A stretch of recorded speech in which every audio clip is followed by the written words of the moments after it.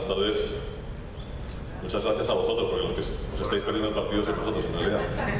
Me parece mucho mejor plan ver el Madrid que escuchar a un señor aburrido aquí arriba, pero bueno, os lo agradezco. No sé por qué razón, llevo 25 o 20 años dando conferencias y me sigo poniendo nervioso, y la noche antes de la conferencia llevo 20 años diciendo exactamente lo mismo, o sea, si alguien ya me ha visto, que se vaya, porque va a escuchar lo mismo. La noche antes de la conferencia, no sé por qué razón me entra un nervio y entonces lo cambio todos los slides de sitio. Otra, no sé muy bien cómo lo he dejado porque acabé ya a las 2:30 de la madrugada y no estoy seguro de que el orden de ahora sea lógico. De todas maneras, también eso es un poco una metáfora de la situación porque nadie sabemos exactamente cuál es el orden correcto de las cosas, ¿no? Vengo de un país que está en una situación complicada y trabajo en publicidad, que es un oficio que está en una situación complicada. Así que no creo que sea capaz de deciros nada demasiado claro, pero bueno, son mis obsesiones personales, insisto que son largas de tiempo, llevo profundizando en ellas con vocación durante mucho tiempo y espero que en algún momento sirva para alguna cosa, aunque solo sea para decidir que no tengo razón. Antes que nada quisiera hacer una advertencia, yo no soy este tipo. El otro día me enviaron unos amigos cuando visité de Obama a Israel. ¿Y qué hacía yo ahí? Yo no tengo nada que ver. Parece que es un tipo que tiene problemas con la justicia americana, un espía. Pero no soy yo. Lo dejo claro por si el FBI o alguien tiene algún problema. Para colocar la charla en situación, me gustaría contaros una historia, la que está tan de moda el storytelling, sobre una cosa que me ocurrió hace unos años. Yo soy licenciado en Filología, que es algo así como Lengua y Literatura Española. No voy a contestar por qué hice esa carrera, es un poco absurdo. Pero la cuestión es que uno de mis profesores de la carrera me invitó a dar una charla en un congreso iberoamericano de filólogos.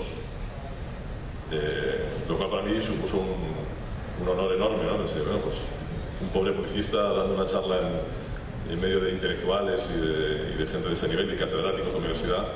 Y bueno, dije que sí con mucha alegría y 6 meses antes del evento, y cuando se iba acercando el asunto, pues me iba entrando un poco el miedo de bueno, ¿qué voy a decir? Total, yo voy a hablar de publicidad y estos tipos son sabios. Y bueno, la cosa era en septiembre y en agosto. Por supuesto sabéis que en España en agosto pues, se cierra el país y yo estaba en Mallorca, en la playa, y de pronto pues, pensé, bueno, pues voy a preparar la conferencia, voy a pensar en un título, y para inspirarme entré en la web de esta conferencia de filólogos y me encontré con 300 conferencias, la lista de 300 conferencias, 400, no recuerdo, una cosa asombrosa, que tenían títulos como este: Arqueología de un género sin nombre, las prosas literarias de vanguardia, o Cartografías intensivas de la reverberación de las vanguardias a las mutaciones del neobarroco neobarroso en la poesía transplantida. Yo soy licenciado en filología, pero no era capaz ni siquiera de sospechar sobre qué iban a hablar. O Vanguardismo y pensamiento de la liberación en la literatura indigenista guatemalteca. Hacía una ecoteología de la liberación maya en Hombres de Maíz de Miguel Ángel Asturias, pero de Miguel Ángel Asturias había oído hablar. Pero bueno, me asusté mucho. Tuve la sensación de que había dicho que sí demasiado pronto, de que aquel no era el lugar donde un publicista tenía que hablar. Y un poco, en un intento desesperado por estar a la altura de las circunstancias, pues ensayé posibles temas, ¿no? Posibles titulares, ¿no? Para mi presentación. Algo como valores simbólicos y metafóricos de la blancura total en el universo cambiante de la comunicación de detergentes para lavar en agua fría, por ejemplo. Me pareció que podía ser un tema interesante para gente de tanto nivel, ¿no? O yo qué sé, persistencia de lo subliminal y elogio de lo oculto, análisis comparativo de las fotografías de cubitos de hielo en 47 anuncios de Coca-Cola. Por este asunto de lo subliminal, que estamos siempre pendientes de si hay una chica desnuda dentro de los cubitos, ¿no? O yo qué sé, presencia transversal de lo pélvico e importancia del tamaño, una lectura comparada del discurso comunicativo de Espárragos Goya y de Pepperoni Horner. Bueno, lo que quiero decir con esto es que somos publicitarios y no da para mucho. Es decir, en aquel congreso de filología finalmente les enseñé anuncios, les encantaron, me dieron muchos aplausos y abrazos y fui como una especie de bufón de tipo gracioso en un evento de sabios. Bueno, al final quedé bien, pero Pero siempre me interesa contextualizar, voy a hablar de publicidad, y es publicidad, no es filología, ni filosofía, ni nada parecido. Así que empiezo. Últimamente estoy muy obsesionado con esta idea del desaprendizaje, ¿no?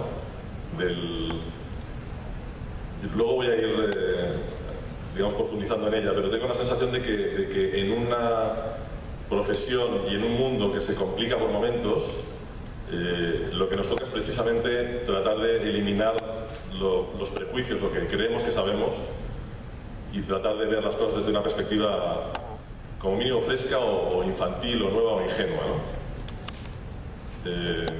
Por ejemplo, nosotros hablamos siempre de creatividad, nos dedicamos a la creatividad, somos directores creativos, somos los más creativos del mundo, siempre hablamos de eso, ¿no? Y sin embargo, cuando uno piensa realmente en lo que significa la creatividad, te das cuenta que es algo profundamente humano, profundamente común y profundamente general, ¿no? Hace unos años, en una revista inglesa, creo que se llamaba Surface, encontré un magnífico reportaje de un tipo que se había dedicado a... Insisto en que esto lo he contado 20 veces, si alguien lo ha oído, que lo haya compartido. Pero encontré este reportaje donde un periodista había fotografiado los cartones de los homeless en la época de Reagan en Estados Unidos. Una época del resurgimiento de lo neoliberal, entonces donde, digamos, el número de mendigos en las calles de Nueva York se había incrementado enormemente. Entonces el tipo se dio cuenta de que los cartones habían evolucionado. Y de pronto, esta evolución de los cartones es una especie de evolución es como una especie de mini historia de la publicidad. Empezaban por algo tan primitivo como eso, es decir, la publicidad empezó así. La primera labor de la publicidad era informar a propósito de algo, informar, sin nada más que eso. Y poco a poco, digamos, el mendigo que no tenía nadie alrededor empezó a tener competencia, y esa competencia empezó a hacer necesaria la creatividad, ¿no? Y bueno, empezaron a aparecer mensajes, pues lo que ahora llamamos con mucha pompa, más emocionales, ¿no? Más cercanos, ¿no? Solo necesito una pequeña ayuda, que es maravilloso. O un tipo que empezó a trabajar con el diseño, ¿no? Señor sin techo, con escasa acierto, ¿no? Señor sin techo, te pido ayuda, se agradecería algo de sueldo, gracias. Bueno, hay un director de arte en cierres, pero claramente hay un intento de separarse del cartón de al lado, ¿no? Insisto, los cartones yo simplemente los tradujirán, dirán así. O este, por ejemplo, ya empiezo a utilizar el color. Estoy demasiado delgado, no tengo para comer o para zapatos. Necesito comer para ganar peso, ya dando atributos, digamos, diferenciados, ¿no? Aquí hay algo que tiene que ver con la investigación un poco, ¿no? Con encontrar nichos de mercado distintos, ¿no? O este que ya es claramente un ejercicio de diseño muy sofisticado, ¿no? Estoy hambriento y sin un duro y estoy que quiero irme a casa, una ayuda por favor, gracias. Con estos símbolos que luego se repiten, ya veréis. Yo supongo que luego, como pasa en la publicidad también, ellos iban copiando, ¿no? Iban viendo cartones y iban...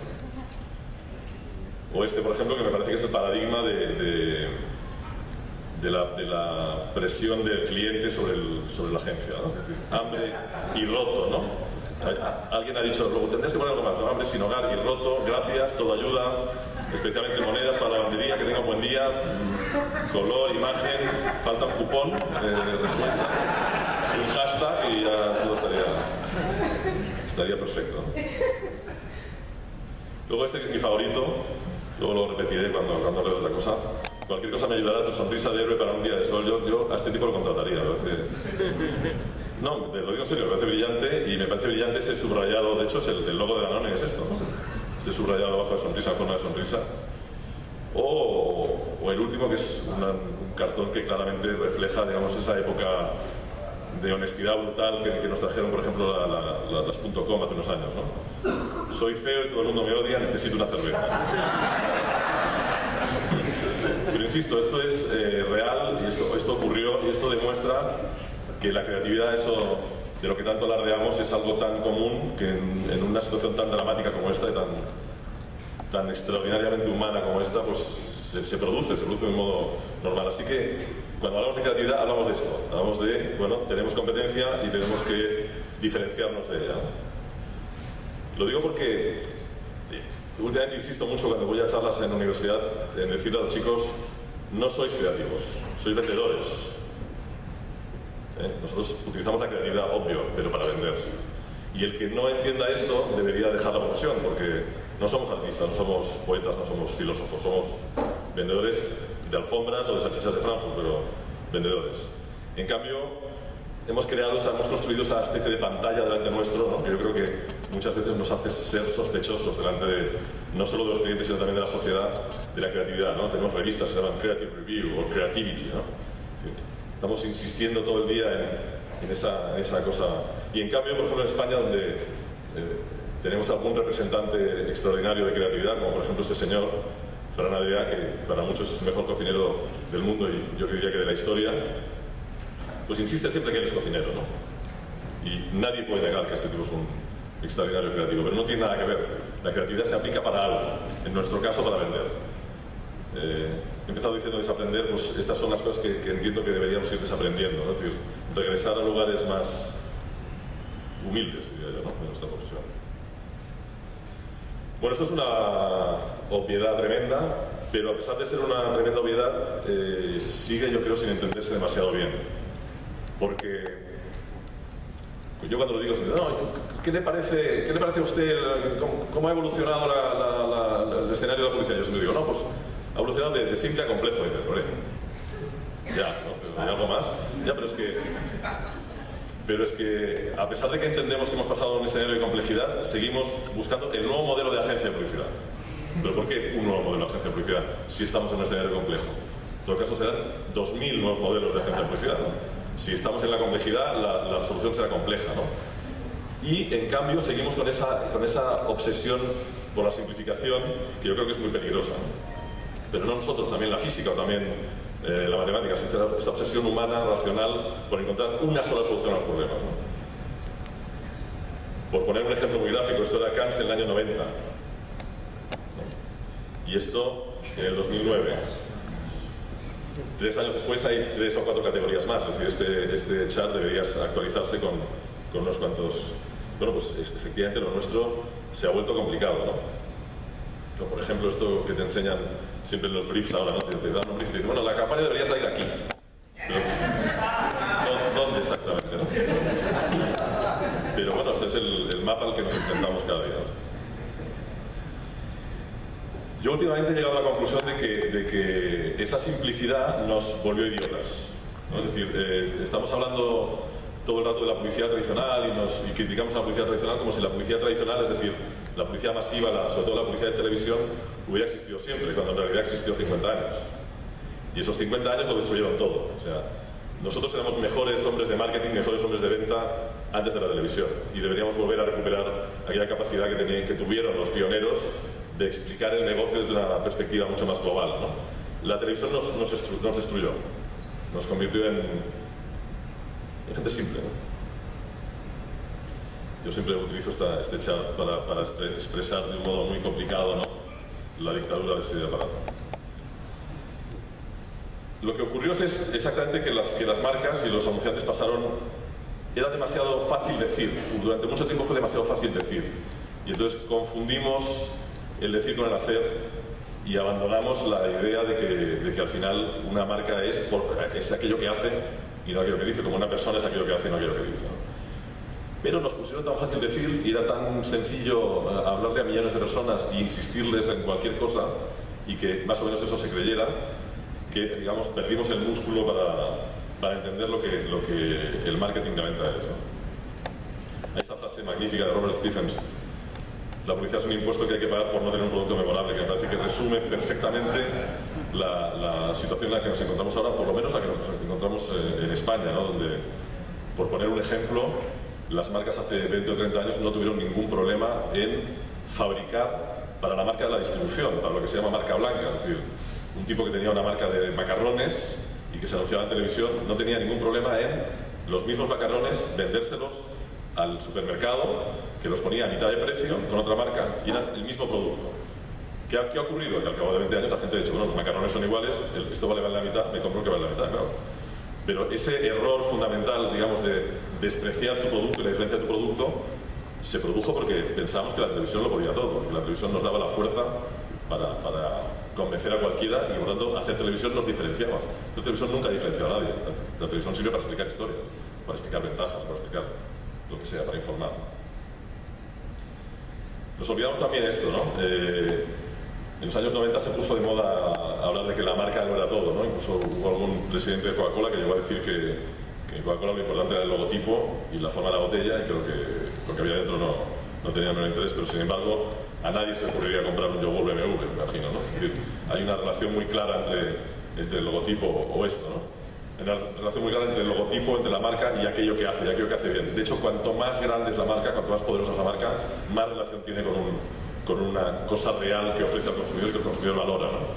De hecho, ocurrió con Coca-Cola cuando intentó parecerse más a Pepsi y hubo una rebelión mundial contra eso, ¿no? Por lo tanto, esa separación, esa dicotomía marca-producto que nos hemos creído durante tanto tiempo tampoco es cierta, ¿no? El producto y la marca son fundamentalmente lo mismo. No solo son lo mismo, sino que además el producto es, en términos de comunicación, que es a lo que nos dedicamos, si algo comunica realmente, es el producto, ¿no? Y este señor lo tenía tan claro que en realidad sus anuncios siempre fueron sus productos por encima de todo, ¿no? Hay un argumento que me fascina de Jobs, que es cuando regresa a Apple y lanzan el nuevo iMac, y aquel que era transparente de colores, ¿no?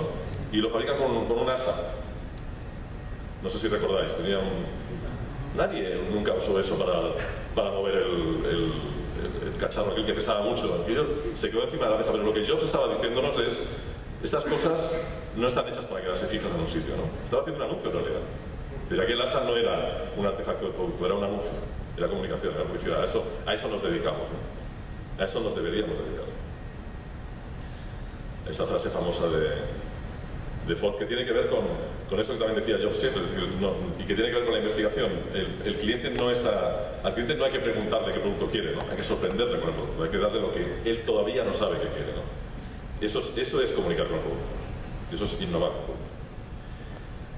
Bien, lo que ha ocurrido en el mercado es que todo se ha fragmentado, todo se ha complicado. Hemos visto antes el escenario de Cannes, y eso en realidad, o sea, cuando hablamos de mercado fragmentado, lo que hablamos es de un mercado roto. Es decir, la fragmentación significa rotura, y rotura quiere decir rotura. Y la rotura nos lleva a una conclusión y a una solución que normalmente siempre es la misma, no solo en publicidad, sino en cualquiera de las disciplinas científicas o artísticas del mundo, que es la especialización. Es decir, acabamos ocupándonos de uno de los fragmentos. Cogemos un fragmento, esto se ha roto, me cojo un trocito y yo me quedo con ese trocito y me encargo de ese trocito, ¿no? Pero perdemos por completo la visión de conjunto. Perdón, ahora voy a enseñaros un vídeo de Luis C.K. o C.K., como lo decimos en España, que me parece que resume muy bien, mucho mejor de lo que podría hacerlo yo, esta idea de cómo la irrupción de Internet o la irrupción de la tecnología nos ha impedido o se ha convertido en lugar de lo que podría ser. Es decir, Internet se podría haber convertido en un instrumento de apertura y de perspectiva, de pequeñez para nuestra visión. My daughter was having a dance thing at our school. They have this big dance. Anyway, we all went, all the parents, and everybody's there, and everybody's got their phone. Every single parent. It was an amazing thing to watch, because kids are dancing, and every parent is standing there like this. Every single person was blocking their vision of their actual child with their phone. And the kids, I went over by the stage, and there's people holding iPads in front of their faces. It looked like we're all in the witness protection program. Like the kids can't see their parents. And everybody's watching a shitty movie of something that's happening 10 feet. Like, look at your fucking kid! The resolution on the kid is unbelievable. You just look. It's totally HD. Why are you taping this? You're never gonna watch it. In a million years, you're not gonna watch videos of your kids doing shit you missed the first time it happened. You don't watch it, you just put it on Facebook. Here, you watch it. I'm gonna take a nap now. And then you get to read all the comments. Oh my God! That's so cute!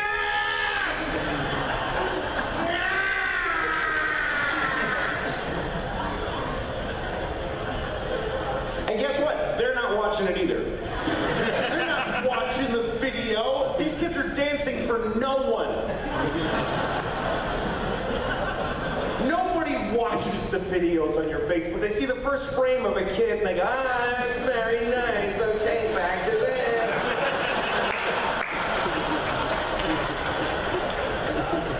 Nobody's watching your kids' videos on Facebook, I promise you. I'll prove it to you. Next time you take your kids to dance, take 1 second of it, and then add 20 minutes of just your own asshole.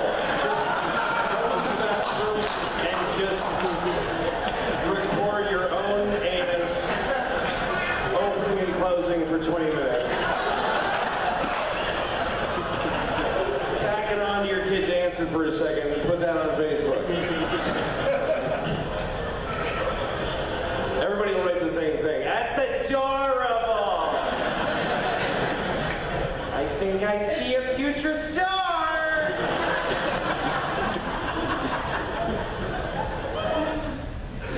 Bueno, esa imagen de alguien tapándose la visión de lo real con la tecnología me parece que nos define de una manera perfecta, ¿no? Por mucho que pueda hablar yo, esa imagen es la realidad de lo que estamos haciendo todo el día con nuestra obsesión, con esa expresión tan americana que me encanta del rabo moviendo al perro, ¿no? De la cola moviendo al perro, ¿no? Estamos tan fascinados con todo esto que aparece delante nuestro y queremos conocerlo tan bien de pronto que lo que hacemos es tapar nuestros ojos a lo que hay delante, ¿no? Bueno, y cuando algo se fragmenta y se rompe, las cosas se rompen y por tanto lo que se acaba rompiendo es el mensaje, ¿no? Me vais a perdonar, yo le encargué a un diseñador de la agencia que me hiciera ¿sabéis estos destructores de papel, ¿no? De documentos, ¿no? Estas máquinas que colocas papel y lo destruyen. No es esto. Esto que veis aquí es eso. Ya sé que no lo parece, pero yo es lo que encargué. Sí, no hubo briefing. Y bueno, y el diseñador gráfico tuvo sus propias ideas y creó esta especie de chat. Pero en realidad lo que quiero decir es eso, uno coloca la idea en este destructor de papel y cuando teníamos la televisión, pues bueno, como la televisión ocupaba un espacio, digamos, rompía poco el papel, pues al final la idea se acaba transmitiendo, no acaba llegando. Pero la realidad es que ahora mismo estamos así, ¿no? Introducimos esa idea en el destructor de papel y se destruye, ¿no? Se fragmenta, se acaba convertida en 18.000 trozos. Cuantos más especialidades, más trozos, ¿no? Yo estoy obsesionado con la idea de que en este lugar de la idea tiene que haber alguien, ¿no? Y ese lugar donde aparece la idea, donde está el cliente, obviamente, antes estábamos nosotros. ¿Nosotros quién? Bueno, pues la gente de la comunicación, de la publicidad, antes de la televisión estoy hablando, ¿no? Y ahí deberíamos regresar, ahí debería haber una nueva aparición de gente que sea capaz de conseguir que después de pasar por el artefacto de destruir, la idea siga con vida, ¿no? Ese lugar es el que hay que recomponer, ¿no? Y es difícil, pero yo por lo menos creo en ello.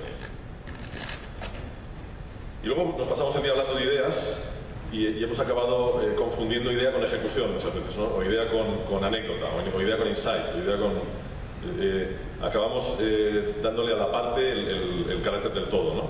Y yo creo que las ideas no son eso. Para mí idea es algo que construye, para empezar. Me interesa mucho la idea de construcción, y me interesa mucho la idea de construcción en el espacio y en el tiempo. Es decir, una idea debería tener la vocación de durar y debería tener la vocación de ser global, amplia, capaz de ser explicada en muchísimos formatos y medios, ¿no? Os voy a contar una historia permitidme la inmodestia de enseñar trabajo de la agencia, que es una cosa que no me gusta hacer, pero hoy traigo un par de ejemplos. Todos ellos de BMW, de la marca de vehículos con la que llevamos trabajando 14 años en España. El ejemplo es este. Creo que fue el año 2000 o 2001 y para un pequeño evento de presentación de este convertible de BMW hicimos este anuncio que se llamaba Tiburón. Era un pequeño póster, sin más trascendencia. Y bueno, tuvimos la suerte de que este póster le gustó a los jurados y ganó premios en todos los festivales a los que acudió. Y bueno, durante un año fue como nuestra gran pieza triunfadora, pero nos enseñó, de pronto nos sentimos extraños porque dijimos, de todo lo que hemos hecho para BMW, lo menos BMW y lo menos cercano a la idea que hemos creado para ellos es esto, que es apenas una pequeña anécdota, una brillante, digamos, ejecución lateral, ¿no? Sin embargo, nos dimos cuenta de de que la profesión, los festivales, el entorno, estoy todo el rato andando para allá y veo que hay mucha gente aquí, lo siento. Nos valoraban esto, digamos, esto era lo que les gustaba de lo que hacíamos, nos sentimos un poco como deprimidos, ¿no? En cambio, os voy a enseñar ahora un spot que fue el primer spot de un amigo, Guillermo Bilione, que siempre dice que nosotros no hacemos spots sino que hacemos PowerPoints, porque digamos, los conceptos en los que trabajamos quedan demasiado gráficamente explicados en los spots, ¿no? Quizás somos muy obsesos de explicar el concepto, ¿no? Y este fue el primer spot de una línea que estrenó un claim que era este: "Te gusta conducir", y que luego se hizo muy exitoso a lo largo del tiempo en nuestro país, ¿no? No es lo mismo caminar por la arena que caminar por la arena. No es lo mismo. No es lo mismo comer que comer. No es lo mismo correr que correr. No es lo mismo. No es lo mismo dormir que dormir. No es lo mismo. No es lo mismo conducir que conducir. ¿Te gusta conducir? Bueno, muchas gracias.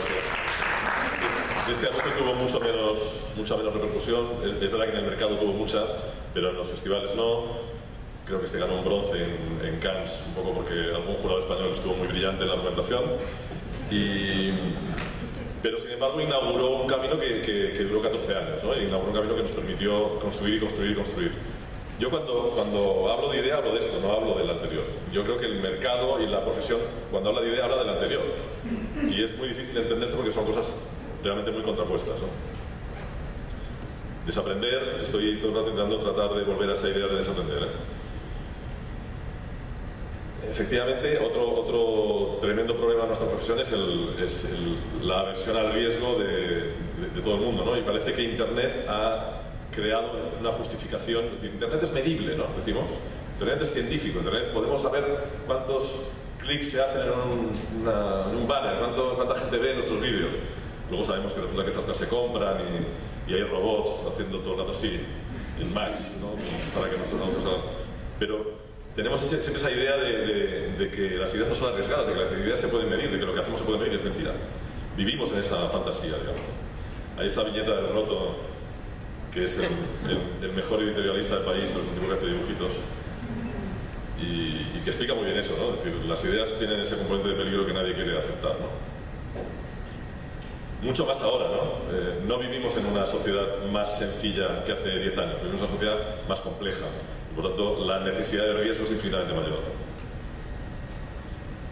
Hace un tiempo leí que yo siempre comparo los institutos de investigación a los que respeto mucho y con los que trabajo muy a gusto, pero que no se pueden convertir en un sustituto de la decisión, y es en lo que se han convertido, ¿no? Al final el test en publicidad es la manera que yo tengo de justificar una decisión que no me atrevo a tomar, ¿no? No, la investigación sirve para aprender, y para aprender es muy útil.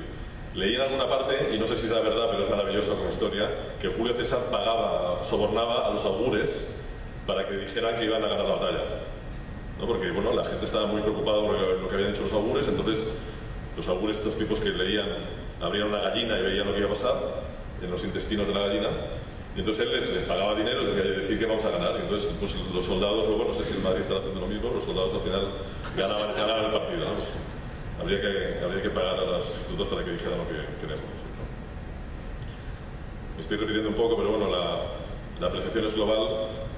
Cuando digo global es que nuestra percepción como humanos es global, es decir, no está separada por medios, del mismo modo que en la escuela nuestro aprendizaje no está separado en asignaturas.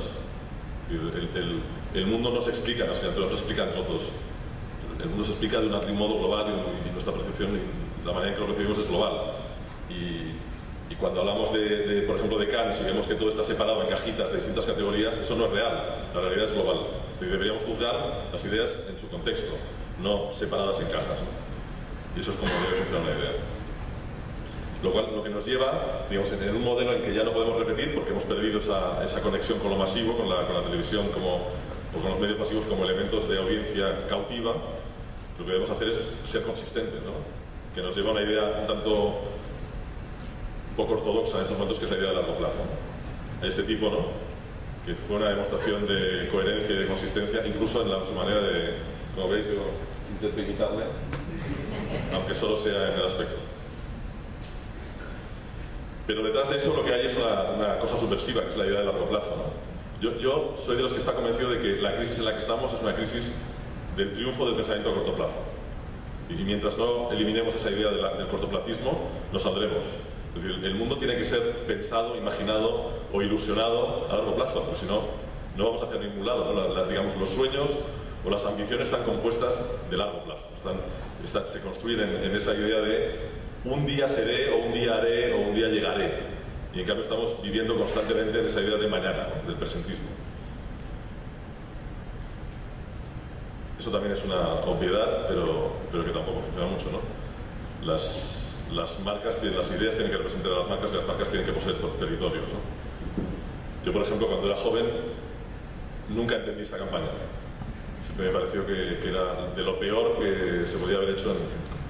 Unos vaqueros para vender tabaco. ¿Por qué? O sea, ¿dónde está la gracia? ¿Dónde está el chiste? ¿Dónde está la inteligencia? ¿Dónde está el gimmick? Y ahora, con 50 años, miro para atrás y pienso, hostia, ojalá hubiera tenido una iluminación como esta.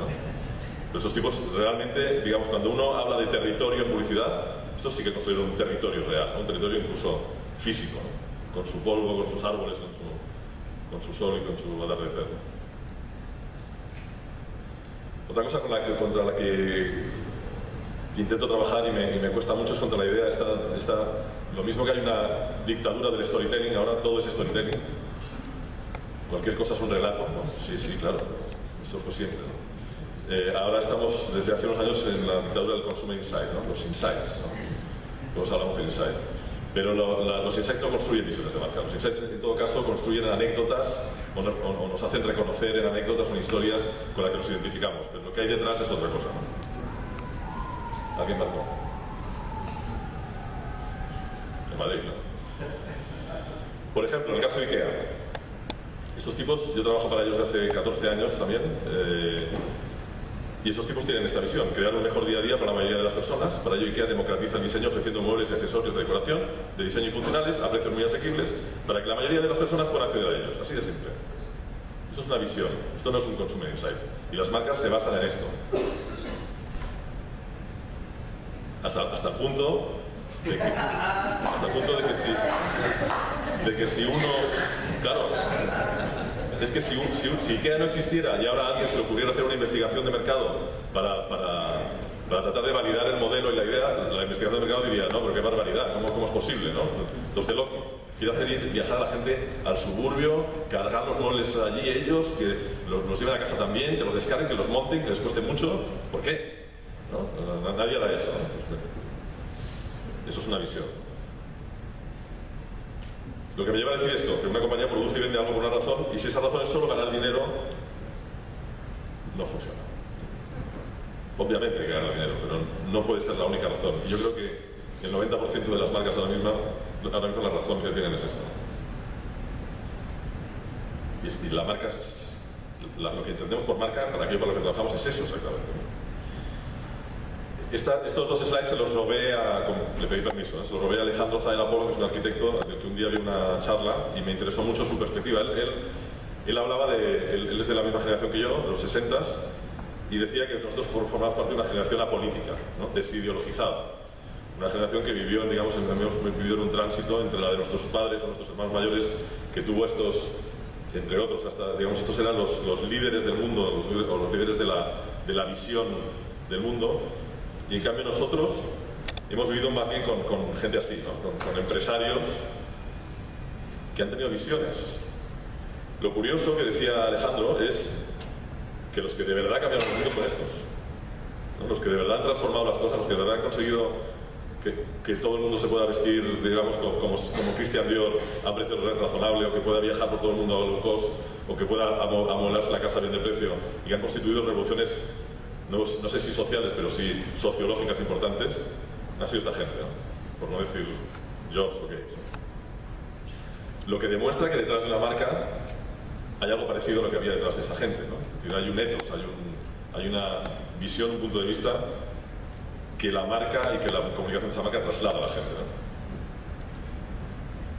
Y otra cosa que me parece también muy importante es que normalmente los publicitarios tenemos esa especie de complejo de culpa por trabajar en algo. ¿Qué haces? ¿No? Vendo compresas, o vendo pañales o agua azucarada, ¿no? Pero esto depende de cómo lo ves. Hay una historia maravillosa que me encontré hace unos años gracias a Manolo Almorisco en la web de Banksy. Era la entrada de la web de Banksy, el grafitero desconocido de rostro, un gran publicista. Y él explicaba una historia, a él la historia le interesaba desde el punto de vista del color, ¿no? Lo explicaba una historia increíble que os voy a leer, que está aquí. Fue poco después de la llegada de la Cruz Roja Británica, aunque quizá no tuvo ninguna conexión, que también llegaron una gran cantidad de lápices de labios. Eso no era lo que nosotros queríamos. Estamos en la liberación de un campo de exterminio nazi al final de la Segunda Guerra Mundial, ¿eh? Estamos ahí. Eso no era lo que nosotros queríamos. Estábamos pidiendo a gritos cientos y miles de otras cosas, y yo no sabía quién había podido pedir esos pintalabios. Ojalá lo supiera, porque fue la acción de un genio pura y simplemente brillante. Creo que nada hizo más por esos internos que los lápices de labios. Las mujeres se tendían en la cama sin sábanas y sin camisón, pero con los labios rojo escarlata. Las veías vagando por ahí sin nada más que una manta sobre los hombros, pero con los labios rojo escarlata. Vi a una mujer muerta sobre la mesa post-mortem que tenía agarrado en su mano un trocito de pintalabios. Al fin alguien había hecho algo por convertirlos en personas de nuevo. Ellos eran alguien, no un mero número tatuado en el brazo. Al fin podían volver a interesarse por su aspecto. Esos pintalabios empezaron a devolverles su humanidad. Y es así, es decir, incluso en un momento tan increíblemente dramático y trágico como ese, la importancia era de algo tan frívolo como un pintalabios que de pronto devolvía dignidad, ¿no? En la crisis, por ejemplo, el primer año de la crisis en España, y todavía hoy, el incremento de venta de los pintalabios ha sido espectacular. De pronto una cosa tan tonta se convierte en algo que te devuelve algo, ¿no? Que te devuelve una cierta felicidad. Al final, yo creo que la vida se compone mucho más de estas cosas que de las grandes felicidades, ¿no? Y aquí estamos nosotros. Este, por ejemplo, es un caso de nepotismo, porque es un caso del estudio de mi mujer, así que hago un poco de propaganda de ella. Pero es un caso también muy claro de la importancia de lo insignificante, ¿no? Esto es una tienda de chuches, no sé cómo se llaman aquí, pero de golosinas, que les encargó pues, el interiorismo y el diseño gráfico a ellas, Estudio M, y ellas fueron a ver el local y se dieron cuenta de que alrededor del local no había ningún colegio, ni ningún niño, ni nunca pasaban niños, ni jamás iban a vender nada, porque no había público, ¿no? Entonces lo que decidieron es, bueno, pues tenemos que hacer una tienda de chuches para gente adulta.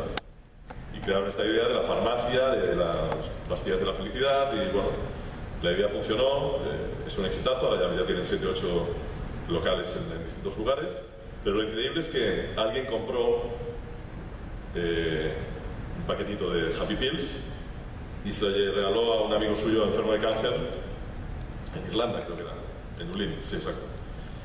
Y de pronto el oncólogo que le trataba dijo, bueno, nunca había visto un regalo más maravilloso que este para un enfermo de cáncer, ¿no?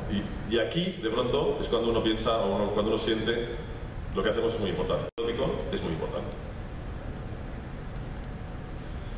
Y bueno, después de tanta complejidad, alguna reflexión personal sobre cómo encontrar, porque al final es verdad que estamos en un entorno complejo, pero lo que se nos demanda es síntesis, ¿no? Lo que cualquier marca nos pide como publicitarios es cómo puedo resolver en muy poco espacio y en muy poco tiempo la explicación de algo que en sí mismo es complicado. A mí me gusta mucho esa imagen que un día me contó Andreu Buenafuente, un humorista talentosísimo español, que cuando quiere explicar lo que es la creatividad dice, bueno, la creatividad es como cuando en esas películas de ciencia ficción que de pronto se descuelga un panel de la nave y aparecen miles de cables, rojos, amarillos, verdes, azules, todos sueltos, y alguien tiene que conectarlos, ¿no? Para que la nave vuelva a funcionar. Bueno, pues eso es exactamente lo que hacemos, ¿no? Tenemos que conectar el cable rojo con el cable verde para que algo funcione. Se trata de establecer conexiones que antes no se habían establecido, ¿no? Y que funcionen. Y a mí me parece que volviendo a la idea de especialización, para recuperar esa capacidad de juntar cables, cuanto más capacidad tengamos de ver el panel de cables lo más grande posible, y cuanto más capacidad tengamos de juntar un cable verde con un cable rojo que esté muy lejos y que al juntarlos eso funcione, a esa digamos, capacidad de ver a distancia se regresa desde la ignorancia. Y la ignorancia en el sentido de la sabiduría, en el sentido de que cuanto más sabes, menos sabes, ¿no? Pero cuanto más sabes, cuando intentas saber de todo en general, no de una cosa en particular, ¿no? Aquí, digamos, regresaría la idea que me obsesiona de si nuestra profesión o si nuestro mundo insiste en la especialidad y solo en la especialidad, estamos perdiendo la perspectiva. Y si perdemos la perspectiva, nos estrellaremos como nos hemos estrellado. Encontré esta cita de este científico, ¿no? Wolfgang Mons. Lo que no se sabe, el saber inseguro, lo meramente verosímil, las formas de saber no científico, la ignorancia, no han de considerarse como fenómenos imperfectos, sino como recursos. No. Ahí está sacralización del experto, ¿no? de la eficiencia, del saber, ¿no? Cuanto más sabes, menos deberías entender, ¿no? Y cuanto menos entiendes, más capaz eres de establecer conexiones. Hay esta idea maravillosa, lo vi en un documental que se llama The Architect and the Painter, que os recomiendo enormemente, que es sobre la vida de Charles y Ray Eames, los diseñadores y arquitectos americanos de los años 50. Todos nos hemos sentado en alguna silla de ellos. Y en el documental hay este tipo, Richard Saul Burman, que explica cómo trabajaba Charles Eames, ¿no? Charles Eames hay un momento en que se convierte en el publicista de la época, es decir, las marcas como IBM le van a él y le piden que construya un vídeo para explicar lo que es una computadora, ¿no? Entonces lo que el tipo dice es que en realidad lo que Charles Eames y lo que nosotros como publicistas vendemos es que no tenemos ni idea de eso de lo que nos han pedido. Es decir, cuando viene un cliente y nos explica quiero hacer una campaña de BMW, nosotros no tenemos ni idea de qué están hechos los coches, de por qué, de cómo. Sabemos lo que sabe cualquiera en la calle, ¿no? El que no sepamos es lo que están comprando realmente. Es decir, nuestro aprendizaje del proceso para intentar explicarle a los que tampoco saben qué es eso, es lo que en realidad estamos vendiendo. Por lo tanto, estamos vendiendo nuestra ignorancia. Nuestra ignorancia es ilimitada. Nuestro conocimiento experto es muy limitado. O sea, uno puede saber mucho de unas poquitas cosas. De lo que no sabemos es de lo que podemos hablar. Yo entiendo que es paradójico, pues que la época es paradójica. Y esto me lleva a una idea que empieza a recuperarse yo creo con felicidad, que es esa idea de la sombra. A mí me parece, por ejemplo, que vuelvo al vídeo de Luis C.K., ¿no? ¿Cómo es posible que no estemos absolutamente asombrados con lo que está ocurriendo a nuestro alrededor? ¿Cómo es posible que no estemos todo el día con la boca abierta? El Internet es increíble, ¿no? Y en cambio lo sentimos como, incluso nos quejamos, ¿no? Hay otro monólogo maravilloso de este hombre que habla de un tipo que se queja, un tipo que llega por primera vez a un avión y hay wifi en el avión, hay conexión a internet en el avión, y de pronto a mitad de vuelo se desconecta y el tipo empieza a cabrearse, a enfadarse porque se ha desconectado. Es la primera vez que alguien se ha conectado con internet en el avión. Debería estar dando gracias al cielo, ¿no? Y no, yo creo que hemos perdido esa capacidad de asombrarnos, ¿no? Eso que debió sentir alguien alguna vez frente al primer relámpago, decir, hostia, ¿esto qué es? ¿No? Y frente a ese asombro tiene que haber una aproximación no racional a las cosas, ¿no? Hay ese texto fantástico de Emilio Lledó del año 2009 en El País, que habla sobre esto, ¿no? Sobre la dificultad de lo bello, ¿no? Decía, al entrar en el Prado, en el Museo del Prado, para recorrer con la mirada la exposición, no podemos por menos de recordar una palabra maravillosa de las muchas que hemos heredado de la cultura griega y que espero no se nos vaya a olvidar, ¿no? Esa palabra es asombro, taumasía. Parece que fue esta extrañeza ante los misterios del mundo, ante la armonía de los astros, ante la luz y la belleza que podían mostrarnos, lo que provocaba ese asombro. Asombrarse suponía descubrir lo otro y saber establecer esa distancia que nos permite entender. Si vivimos saturados de entorno, aplastados de noticias que no queremos o no podemos discernir, si no sabemos intuir esa lejanía necesaria para mirar, para entrever, incluso para tocar lo que nos rodea, estamos en el mal camino de perder la sensibilidad y, por supuesto, la inteligencia. Fue el asombro, la distancia, el no querer dar por hecho nada de lo que observábamos, lo que originó, decían los griegos, la filosofía, o sea, la curiosidad, el apego, la necesidad y la pasión por entender y entendernos. Y esto es, otra vez, exactamente lo que un cliente pide de nosotros. Capacidad de asombrarnos con lo que nos cuenta, para poder contarlo desde la inocencia, desde la ingenuidad, ¿no? Desde la capacidad de atraer a otros. Y luego, claramente, de este momento, hablamos siempre de colaboración, ¿no? ¿Qué significa la colaboración? La colaboración, sobre todo, significa que tus hijos dejan de ser tus hijos y que tus ideas dejan de ser tus ideas, esa idea tan dolorosa para cualquier publicista, ¿no? Yo siempre cuento una fábula que me inventé para conferencia de diseñadores gráficos y tiene mucho que ver con el diseño gráfico, pero creo que explica muy bien esa idea de entregar o no lo que uno ha pensado, ¿no? lo que a uno le pertenece, ¿no? Por ejemplo, yo me imaginaba la historia de la Iglesia Católica como la Iglesia cristiana, digamos, como si ahora mismo, como si ocurriese ahora mismo, ¿no? Y de pronto a alguien, a un creativo, se le ocurre, a una compañía, se le ocurre que mi logo es este, ¿no? Una cruz, fantástico, una cosa sencilla, simple.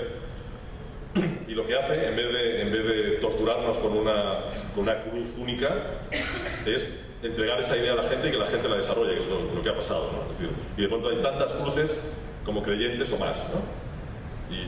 Y no importa cómo sean, no importa qué sean, no importa de qué material sean, sino que lo que importa es que el significado de ese símbolo está detrás y pertenece a aquel que se lo ha apropiado. Es decir, alguien ha tenido la generosidad de entregarlo, ¿no? Me imaginaba la historia al revés, es decir, me imagino lo que ocurrió con Goebbels o lo que ocurrió con el nazismo, ¿no? Cuando construyen esta imagen, que también es extraordinariamente potente, también procede de una imagen anterior, de una cruz sánscrita, creo que es. Pero que su manera de implementarla es la manera de implementar que tienen las compañías de comunicación y las anunciantes ahora mismo. Es decir, casi todas las marcas lo que hacen con sus ideas y con su comunicación es tratar de controlar constantemente cómo llegan al consumidor, ¿no? Y no entregarlas, ¿no? Imaginaba que hubiera pasado si hubiera sido al revés, ¿no? Si de pronto, pues San Pablo, que parece ser que es el que empieza el asunto, pues le encarga a Interbrandum, ¿no? O quien sea, es decir, la compañía de diseño corporativo de Roma más hip de ese momento, que le desarrolle, ya he pensado en esto de la cruz, desarróllame, ¿no? Y los tipos, después de 7 presentaciones, llegan a la conclusión de que este es el logotipo perfecto, ¿no? Y que hay que utilizarlo siempre así, porque es así como funciona y no hay que dejar que esto se mueva mucho porque si no luego la gente lo usa como quiere y es un problema. Pero insisto, esto nos reímos, pero la lógica actual de los negocios es así, ¿eh? Y en cambio, imaginemos lo contrario, ¿no? Que de pronto Goebbels era un poco más hippie, un poco de, no sé, tomaba alguna sustancia, digamos, psicotrópica, lo que fuese, y que en el momento de entregar, pues, digamos a la gente que este es el símbolo y que ellos hagan lo que quieran, ¿no? Y que de pronto la gente pues hubiera hecho lo que quisiera. Bueno, pues seguramente el mundo hubiera cambiado. No sé, es una fábula, pero creo que explica bien que la mayoría de las veces cuando somos generosos, nuestros hijos crecen mejor educados, ¿no? Son mejores personas que cuando los tratamos de meter en una burbuja obsesiva. Otra cosa que también me obsesiona mucho y que también tiene que ver con esa idea del desaprendizaje y de la simplicidad es que yo no creo que haya muchas cosas que decir en publicidad. Es decir, lo mismo que creo que en la literatura no hay muchos temas y que en la pintura no hay muchos temas. Es decir, para vender coches, los argumentos que le interesan a los consumidores son 2 o 3, no hay mucho más. Y para vender un refresco, 1. Y para vender compresas o pañales, otro. Es decir, no podemos decir muchas cosas alrededor de un producto porque lo que le interesa al consumidor es algo muy sencillo. No está pendiente de nosotros, ¿no? Lo que nos queda, por tanto, lo mismo que lo que le queda al pintor, lo que le queda al escritor, es establecer una personalidad para esa marca, establecer una voz propia, ¿no? Esta frase viene del tipo que me invitó a la conferencia de filólogos, el cabrón ese, que era mi profesor, y Manolo Fuentes, y que él lo explica de la poesía, es decir, por encima incluso de temas y conceptos, un poeta es una voz. Yo, como estoy muy enfermo, lo traslado siempre toda la publicidad y cambié la frase, pero la frase es suya y tiene que ver con poesía, ¿no? Y yo lo explico muy sencillamente con esto, ¿no? Es decir, el tema es el de siempre, ¿no? Mujeres desnudas.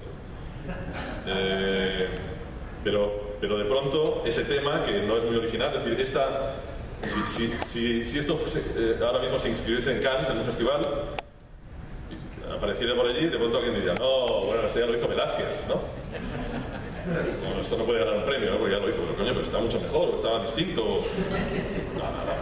No es original, no es fresco, no es nuevo, no es fresco. Bueno, pues esto es lo que de verdad podemos hacer de verdad por las marcas y lo que menos hacemos, es construir una voz reconocible, algo que de pronto que alguien diga, esto es Coca-Cola, o esto es Ikea, o esto es BMW, ¿no? Esto es lo que realmente es estratégico para una marca.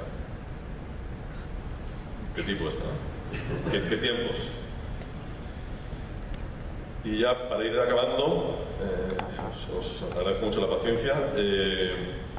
Esto que lo que siempre insisto y que se ha convertido un poco en mi lema en la profesión y que me conduce a muchas peleas y sobre todo a mucha incomprensión, ¿no?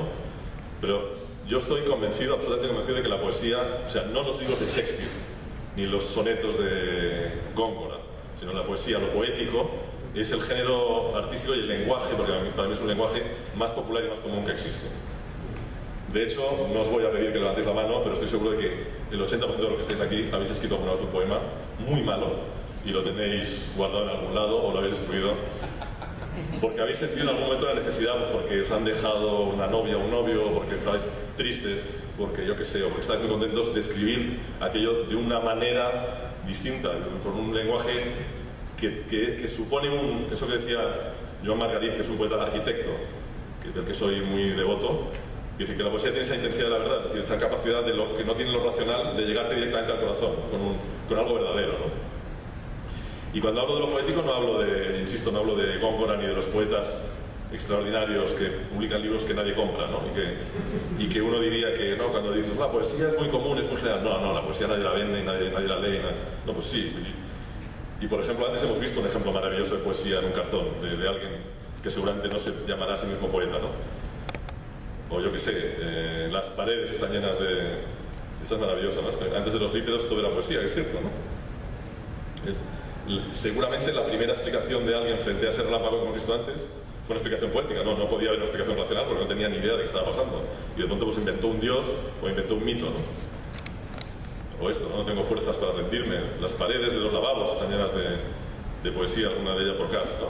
Se están terminando las poesiones de lágrimas. Entonces, gente que se va a una pared y escribe esto, ¿no?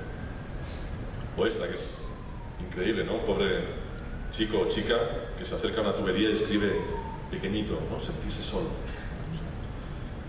O este rima, ¿no? Sacad vuestros rosarios de nuestros ovarios. Pero hay una clara intención poética aquí, ¿no? Luego también hay gente que está contra la poesía, ¿eh? Por ejemplo, estas reflexiones tan profundas e inteligentes no podéis tenerlas en la pared de vuestra puta casa. Entiendo que mucha poesía puede provocar determinados efectos de poesía. Pero bueno, yo prefiero resumirlo así, ¿no? De puta madre la poesía. Bueno, ya acabo, lo siento. Lo que os voy a enseñar ahora es ese fragmento que seguramente habéis visto todos de American Beauty, la película, donde el chico protagonista le enseña a la chica protagonista un vídeo que ha grabado donde una bolsa de plástico está flotando en el aire, ¿no? A mí me parece que ese vídeo es la mejor descripción posible de lo que a mí me gustaría que fuese mi oficio. Esa bolsa de plástico es lo que nos hace vender, es decir, al final lo que tenemos que vender son cosas que no son tan útiles, ni tan importantes, ni tan trascendentes, ni tan nada, ¿no? Son cosas que en algunos casos no son ni siquiera necesarias, ¿no? En la mayoría de los casos. Pero todas tienen una belleza, todas tienen algo que si les sabes ver, de pronto las convierte en algo muy apetecible, muy maravilloso, muy importante, como el pintalabios de la historia que he contado antes, ¿no? Y transformar esa bolsa de plástico en algo hermoso, yo creo que es para lo que nos pagan. Es aquello que a veces, cuando estamos inspirados y cuando lo hacemos bien, conseguimos, ¿no? De pronto conseguimos filmar esa bolsa de plástico que se convierta en algo bello. Os dejo con la...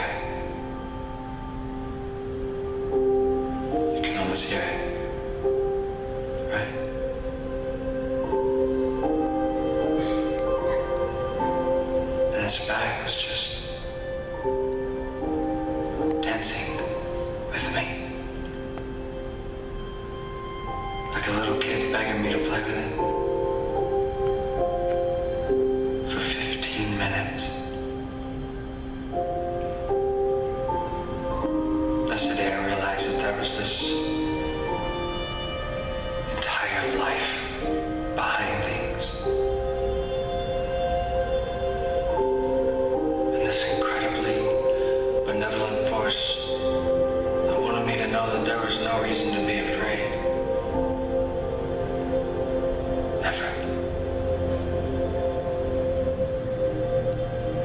was a poor excuse, I know. But it helps me remember.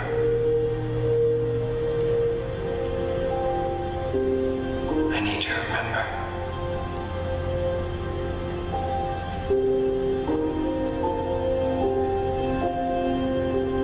Sometimes there's so much beauty in the world. I feel like I can't take it.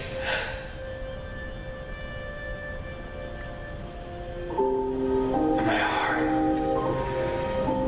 is just gonna cave in.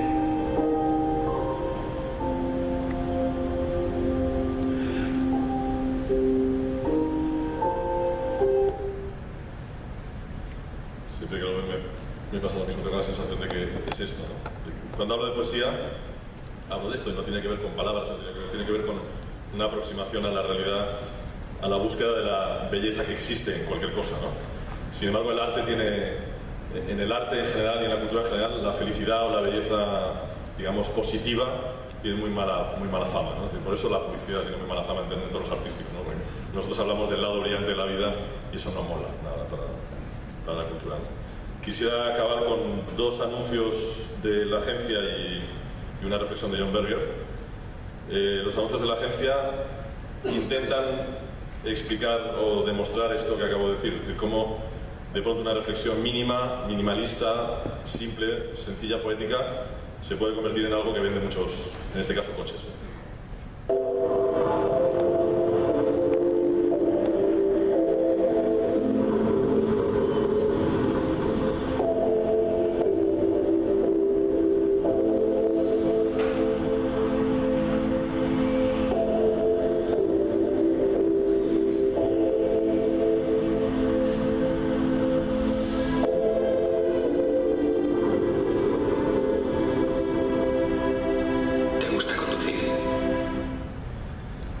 Me sigue sorprendiendo que esto tuviera éxito en el mercado español, que todavía hoy, 12 años después, cuando le preguntan a la gente ¿de qué anuncio te acuerdas? Se acuerdan de este, y me recuerda una cosa que nunca hay que olvidar cuando trabajo de publicidad, que es que el tipo que hay delante del televisor es un tipo inteligente y sensible, no es un imbécil, ¿no? Y que hay que tratarle con respeto. Y este todavía me sorprende más, porque ya es directamente abstracto.